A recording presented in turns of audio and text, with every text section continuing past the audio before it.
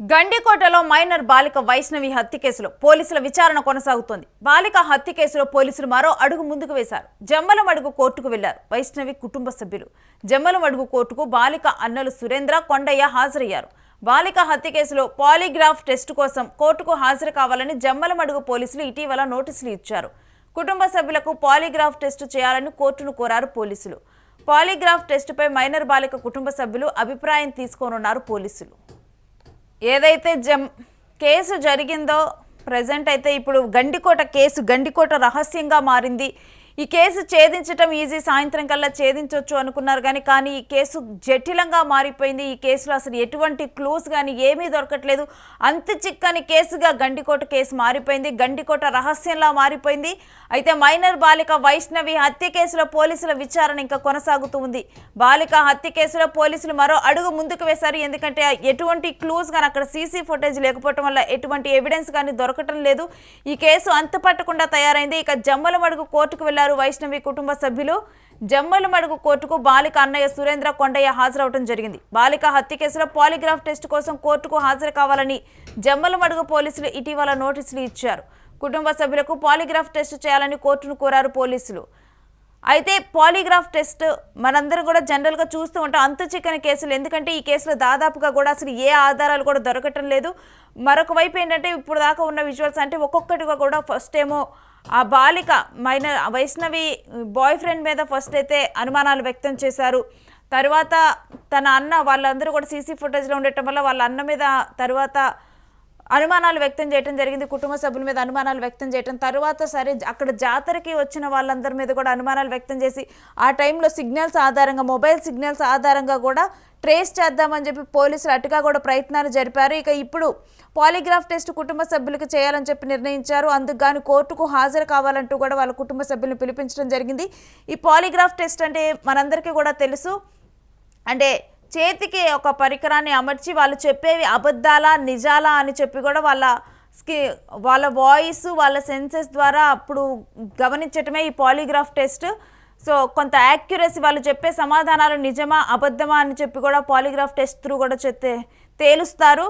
So అలాంటి polygraph test ఇప్పుడు వైష్ణవి కుటుంబ సభ్యుల మీద చేయాలని చెప్పి కూడా నిర్ధారించారు. ఎందుకంటే ఈ కేసు అసలు ఎటు కొలిక్కి రావటం లేదు, ఎటువంటి వివరాలు దొరకటం లేదు. ఇక ఇప్పుడు అనుమానం ఉన్నదాని మేరకు కూడా ఇప్పుడు పాలిగ్రాఫ్ టెస్ట్ చేసేందుకైతే పోలీసులు అయితే నిర్ధారించారు. మరి వైష్ణవి కేసులో ఇప్పటికీ కూడా అసలు ఎటువంటి ఆధారాలు కానీ బయటకు రాలేదు. పాలిగ్రాఫ్ టెస్ట్ చేసి మరి వాళ్ళ మీద ప్రశ్నలు సంధిస్తే మరి ఏమన్నా విషయాలు బయటకు వస్తాయా అనేది కూడా ఇప్పుడు వేచి చూడాల్సిన అంశంగా మారింది. అసలు వైష్ణవి కేసు విషయంలో మాత్రం అసలు ఏం జరిగింది, ఎందుకంటే గండికోట దగ్గర ఏం జరిగింది అనేది కూడా ఇప్పుడు ప్రశ్నార్థకంగా మారింది. దీనికి సంబంధించిన డీటెయిల్స్, ఈ పాలిగ్రాఫ్ టెస్ట్కి సంబంధించిన డీటెయిల్స్ కానీ ఇవన్నీ కానీ మా ప్రతినిధి శర్మని అడిగి తెలుసుకుందాం. శర్మ, వైష్ణవి కుటుంబ సభ్యులకు పాలిగ్రాఫ్ టెస్ట్ చేసేందుకు నిర్ధారించారా? నేను మొత్తానికి గండికోట మైనర్ బాలిక హత్య కేసు మిస్టరీ ఇంకా వీడలేదని చెప్పాలి. దాదాపు 40 రోజులు దాటిపోయింది. అయితే దాదాపు 300 మందిని సంబంధించిన వ్యక్తులు కొంతమంది అనుమానితులు విచారించారు. తర్వాత వచ్చేసి సెల్ డంప్ ఆధారంగా అనేక ఆధారాలు సేకరించే ప్రయత్నం చేశారు. అయినప్పటికీ కూడా ఒక్క క్లూ కూడా దొరకపోవడం, అనుమానాలు ఎవరైతే ఉన్నారో వాళ్ళందరినీ నివృత్తి చేసుకున్న తర్వాత ఇక మిగిలింది ముగ్గురే. ఒకరు ప్రియుడు లోకేష్, తర్వాత ఎవరైతే బాలిక సోదరులు ఉన్నారో సురేంద్ర, కొండయ్య వచ్చినటువంటి అనుమానాలు, ఈ అనుమానాలను కూడా నివృత్తి చేసుకోవడం కోసం పోలీసులు చివరి అస్త్రంగా తమ విచారణలో భాగంగా ఈ పాలిగ్రాఫ్ టెస్ట్ కు సిద్ధమయ్యారు. ఈ మేరకు కొద్ది రోజుల క్రితం వాళ్ళ కుటుంబ సభ్యులకు, తర్వాత ఎవరైతే ప్రియుడు లోకేష్ ఉన్నారో వారికి నోటీస్ ఇవ్వడం జరిగింది. ఆ నోటీస్ లో భాగంగా ఇవాళ జమ్మలమడుగు కోర్టు ఎదుట ఈ సురేంద్ర, కొండయ్య, తర్వాత అలాగే లోకేష్ కూడా హాజరైనట్టు మనకు సమాచారం ఉంటుంది. ఆల్రెడీ అక్కడ కోర్టు పరిధిలో ఉన్నారు, ఇంకా కోర్టు పూర్తిగా లోపలికి వెళ్ళలేదు. 28వ తారీఖున అంటే రేపులా ఎల్లుండి ఈ ముగ్గురికి కూడా పాలిగ్రాఫ్ టెస్ట్ హైదరాబాద్ నిర్వహించేందుకు అధికారులు సిద్ధం చేశారు. ఈ మేరకు కోర్టు అనుమతి తీసుకుని, కోర్టు అనుమతితో తర్వాత కోర్టు యొక్క ఉత్తర్వుల నేపథ్యంలో హైదరాబాద్ తీసుకెళ్లే అవకాశం ఉంది. సాధారణంగా ఈ పాలిగ్రాఫ్ టెస్ట్ లేదంటే లైట్ డిటెక్టర్ ఏదైతే అంటారో దీన్ని ఒక నిందితుడు నిజంగా నేరం చేశాడని ఒక అనుమానం ఉన్నప్పటికీ తగిన సాక్ష్యాలు లేనప్పుడు ఇలాంటి టెస్ట్ నిర్వహిస్తారు. అప్పుడు దీంట్లో వారు చెప్పేటువంటి సమాధానం, పోలీసులు ఏదైతే ప్రశ్నలు స్పందిస్తారో దానికి సంబంధించిన సమాధానం చెప్పే క్రమంలో అతను హార్ట్ బీట్ కానీ, లేదంటే హృదయ స్పందన, తర్వాత వచ్చేసి అతను బ్లడ్ ప్రెషర్ కానీ, తర్వాత ఇతర అవయవాల మీద పనిచేస్తారు కదలికను రికార్డ్ చేస్తారు. ఆ రికార్డ్ ఆధారంగా అతను నిజం చెప్పాడా, అబద్ధం చెప్తున్నాడా, దాంతో ఎంత అనేది అనాలిసిస్ చేసుకున్న తర్వాత ఈ కేసు సంబంధించి కొంచెం ముందుకు వెళ్లే అవకాశం ఉంటుందని పోలీసులు భావిస్తుంది. ఈ క్రమంలోనే ఈ పాలిగ్రాఫ్ టెస్ట్ తీసుకురావడం జరిగింది. సురేంద్ర కొండ ఇప్పుడు ఆల్రెడీ జమ్మలమడుగుకు హాజరై వచ్చారు. కోర్టు ఇంకా వాళ్ళు లోపలికి వెళ్ళలేదు, బయట ఉన్నారు. ఇవాళ మధ్యాహ్నం లోపల పూర్తిగా వాళ్ళు కోర్టు జడ్జి ముందు హాజరై తర్వాత పాలిగ్రాఫ్ టెస్ట్ పోయేందుకు సిద్ధమై తమ అంగీకారం ఇవ్వనున్నారు. జైనవ్, అయితే ఈ అంగీకారం లభించిన తర్వాత పాలిగ్రాఫ్ టెస్ట్ ఎప్పుడు నిర్వహిస్తారు శర్మ? వాళ్ళు పోలీసు ఇచ్చినటువంటి నోటీస్ ప్రకారం 28వ తారీఖు అంటే రేపులో ఎల్లుండి హైదరాబాద్ లో ఎస్ఐఎల్ఎస్ హైదరాబాద్ లో ల్యాబ్ తీసుకెళ్తారు. ల్యాబ్ తీసుకొచ్చిన అక్కడ ఇచ్చినటువంటి వాళ్ళు కోర్టు కాపీని తీసుకెళ్లి చూపించి అక్కడ టెస్ట్ నిర్వహించే అవకాశం ఉంది. వాళ్ళకి ఇచ్చిన నోటీస్ లో 26వ తేదీ కోర్టుకు రమ్మని, తర్వాత 28వ తారీఖున పాలిగ్రాఫ్ టెస్ట్ కు సిద్ధం కావాలని నోటీసులు పేర్కొనడం జరిగింది. పాలిగ్రాఫ్ టెస్ట్ కు తమ అంగీకారం తెలుపుతూ కూడా నోటీస్ మీద సంతకాలు పెట్టినట్టు పోలీసు వర్గాలు మనకు చెప్పైతే అధికారికంగా వెల్లడించలేదు. 28వ తారీఖు సంబంధించినటువంటి టెస్ట్ కు సిద్ధమవుతున్నట్టు తెలుస్తోంది. Right, thanks for the details Sharma.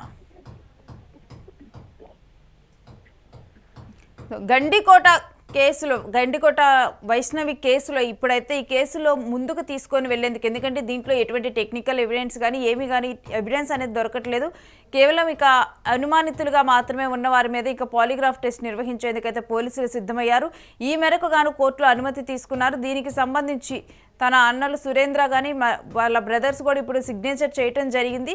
ఇక వీరి మీద పాలిగ్రాఫ్ టెస్ట్ అయితే నిర్వహించనున్నారు. ఆ తర్వాత ఎటువంటి డీటెయిల్స్ బయటపడతాయనేది కూడా ఇక వేచి చూడాల్సిన అంశంగా మారింది. సో ఈ లై డిటెక్టర్ టెస్టులో ఎటువంటి ప్రశ్నలు పోలీసులు సంధించనున్నారు అనేది కూడా ఇప్పుడు ఒక ఆసక్తిగా మారింది. ఎందుకంటే వాళ్ళ గతంలోనే పలు అనుమానాలు వ్యక్తమవటం, ఆ తర్వాత ఈ కేసుకి మాకు ఏం సంబంధం లేదు, వైష్ణవిని మేము అలా హత్య చేయలేదని చెప్పి కూడా వాళ్ళ అన్నలు కూడా సమాధానం చెప్పినట్లుగా కూడా తర్వాత కొన్ని వీడియోస్ కూడా మనం చూసాము. అయితే ఇప్పుడు వాళ్ళ మీద మరలా కూడా లై డిటెక్టర్ టెస్ట్ అనేది నిర్వహించనున్నారు. ఈ కేసును ఛేదించడం అయితే పోలీసులకి ఛాలెంజింగ్గా మారిందనే చెప్పాలి. ఇక ఎటువంటి ఎవిడెన్స్లు దొరకట్లేదు కాబట్టి పాలిగ్రాఫ్ టెస్ట్కి అయితే ఇప్పుడు చేయనున్నారు. ఈ లై డిటెక్టర్ టెస్ట్ దీంట్లో కూడా అసలు ఆ రోజు వాళ్ళ అన్నలు మనం చూసాము సీసీటీవీ ఫుటేజ్లో, అటు ఎందుకు వెళ్ళారు, అదేవిధంగా ఎందుకు వచ్చారు అటు నుంచి, అసలు తనకేం తెలిసింది, ఆ రోజు ఏ విషయం తెలిస్తే అక్కడికి వెళ్ళాడు, మరి నిజంగా వైష్ణవి విషయం తెలిసే అటు వెళ్ళారా ఏంటి, ఇటువంటి ప్రశ్నలన్నీ కూడా సంధించనున్నారు. సంధించిన అనంతరం కూడా ఎటువంటి విషయాలు బయటకు రానున్నాయనేది కూడా ఇప్పుడు ఒక ఆసక్తికర అంశంగా మారింది. మరి ఈ కేసులో ఇప్పటికైనా కానీ చనిపోయిన వైష్ణవికి న్యాయం జరుగుతుందా, తను ఏ విధంగా చనిపోయింది అనేది ఇప్పటికైనా మరి బయటపడుతుందా, అసలు ఏం జరిగింది అనేది తెలుస్తుందా ఏంటి అనేది కూడా ఇప్పుడు వేచి చూడాల్సిన పరిస్థితి ఇప్పుడు. ఎందుకంటే వైష్ణవి హత్య తాను దొరికిన తీరు, ఆ హత్య జరిగిన తర్వాత తాను దొరికిన తీరైతే అందరినీ కూడా భయభ్రాంతులకు గురి చేసింది. గండికోట అంటే కూడా జనరల్గా కాలేజ్ స్టూడెంట్స్ కానీ ఆయా ప్రాంతాల్లో ఉండేవాళ్ళు ఊరికి కూడా వెళ్ళి వస్తూ ఉండే ప్రాంతం అది. అలాంటి ప్రాంతంలో ఇటువంటి ఒక ఘటన జరిగేసరికి అక్కడ ఉన్నవారిని కూడా భయభ్రాంతులకు గురి చేసింది. ఒక్కసారిగా ఇంకా అక్కడికి టూరిస్టులు వెళ్ళటం కూడా అక్కడికి తగ్గిపోయింది. ఇక ఆ తర్వాత పోలీసులు అక్కడ టోల్గేట్ని ఏర్పాటు చేయటము, వచ్చిపోయే వాళ్ళ వివరాలు సేకరించటము, అక్కడ సీసీటీవీలను ఏర్పాటు చేయటము, భద్రతా చర్యలు చేపట్టడం అయితే చేయటం జరిగింది. కానీ ఈ వైష్ణవి కేసులో అసలు ఏం జరిగింది అనేది కూడా ఇప్పుడు $1 మిలియన్ ప్రశ్నగా మారింది.